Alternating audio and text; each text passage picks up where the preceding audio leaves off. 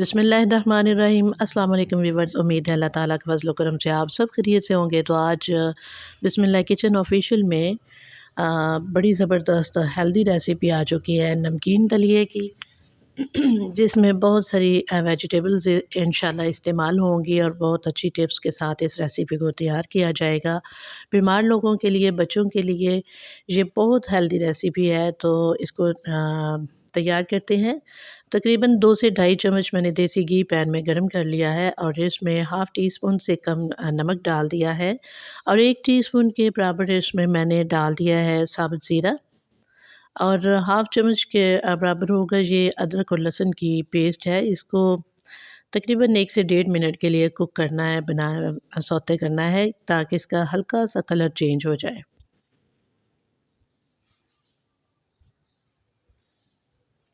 1 से डेढ़ मिनट तक इसके अंदर चम्मच चलाना है। इसका हल्का-सा कलर चेंज हो चुका है। अब ये चिकन है और इस चिकन को धोने के बाद स्ट्रेनर में डाल के रख देना है ताकि अच्छे से ड्राई हो जाए। ये डाल दिया और 2 मिनट के लिए इसको मैंने इसकी भुनाई की ताकि इसका थोड़ा-सा कच्चापन भी ख़त्म हो और कलर भी चेंज हो जाए। तो फिर हल्दी इसमें 1 टीस्पून से कुछ कम है हल्दी शामिल कर दी है। हल्दी भी जो है बहुत अच्छी होती है, कलर भी अच्छा आता है और सेहत के लिए भी बहुत ज़बरदस्त है ये इसका रिज़ल्ट। और इसके साथ मैंने सब्ज़ धनिया पुदीने की और अनारदाना इसमें शामिल था और बहुत सी अच्छी चीज़ें इसमें शामिल थी चटनी की, तो वो मैंने हाफ़ चम्मच के बराबर शामिल कर दी। तो इसके बाद हाफ़ टी स्पून से कम चिली फ्लेक्स डाल दिए और थोड़ा-सा पानी डाल के इनको नरम कर लिया और इसकी भुनाई की मैंने 1 से 2 मिनट के लिए ताकि तीखापन जो है मसाला जात का वो ख़त्म हो जाए।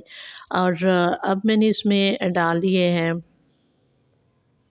मुट्ठी भर मटर होंगे, ये मैंने डाल दिए हैं और हाफ़ आलू जो है ना वो कटा हुआ बारीक-बारीक ये मैंने डाल दिया, हाफ़ प्याज डाल दिया कटा हुआ और 1 सब्ज़ मिर्च काट के डाल दिया है इसमें। हाफ़ टमाटर जो है वो मैंने इसमें शामिल कर दिया है कटा हुआ और इसके अलावा हाफ़ गाजर थी वो भी बारीक कटी हुई शामिल कर दी है।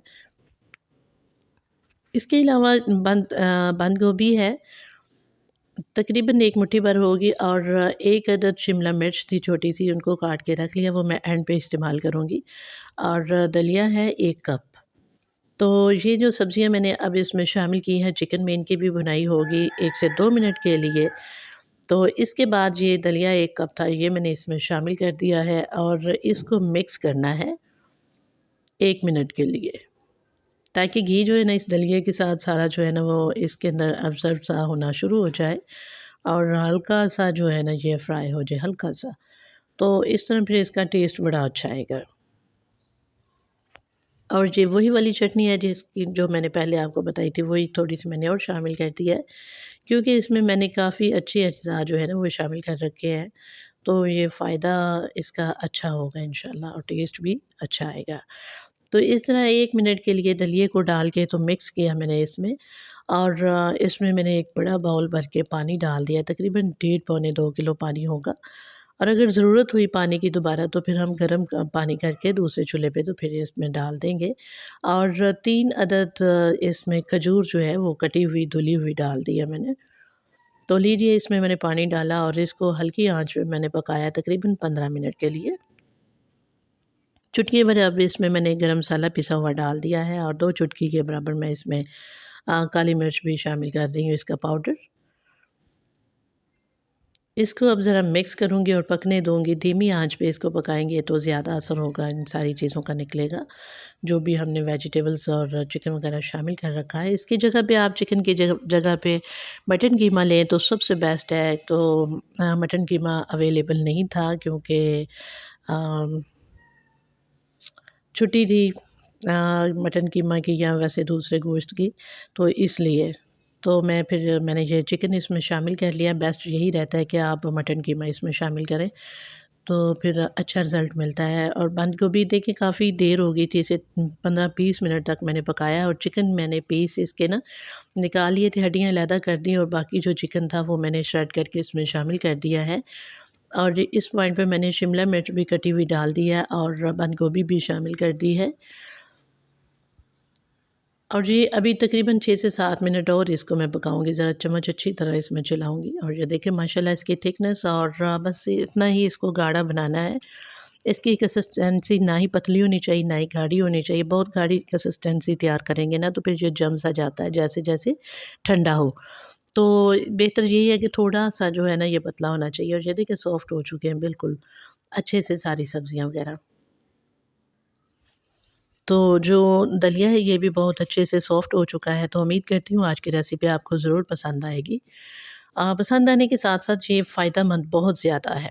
आपके बच्चे अगर खाएँगे वो भी हेल्दी होंगे, आप खाएँगे आपको बहुत फ़ायदा पहुँचने वाला है और मरीज़ जो रोटी, चपाती, नान वग़ैरह नहीं भी खा सकते ना, उनके लिए ये रेसिपी बहुत हेल्दी है, बहुत फ़ायदेमंद है। तो इसी के साथ मुझे आज इजाज़त दीजिए। अल्लाह ताला आप सबको खुश रखे। तो वीडियो अगर आपको पसंद आती है तो लाइक कर दीजिएगा, शेयर कर दीजिएगा, प्यारा-सा कमेंट्स कीजिएगा और इसके साथ चैनल पर नए हैं तो सब्सक्राइब ज़रूर कीजिएगा। तो मुझे दीजिए इजाज़त, अल्लाह ताला आप सबका निगहबान हो और इस रेसिपी को ज़रूर ट्राई कीजिएगा। इस रेसिपी में आपके लिए बहुत सारे फ़ायदे हैं और जो मरीज़ हज़रात हैं उनके लिए भी ये बेहतरीन रेसिपी है। तो दीजिए इजाज़त, अल्लाह ताला आपके रिज़्क़ में बरकत दे, उम्र में बरकत, सेहत में बरकत अता फ़रमाए। तो आप सबको अल्लाह ताला खुश रखे, शादो-आबाद रखे। इसे बना के फ्रीज़ भी कर सकते हैं जब ज़रूरत हो, तो इसे माइक्रोवेव ओवन में गर्म कीजिए और इस्तेमाल कीजिए। इसी के साथ इजाज़त दीजिए, अल्लाह हाफ़िज़।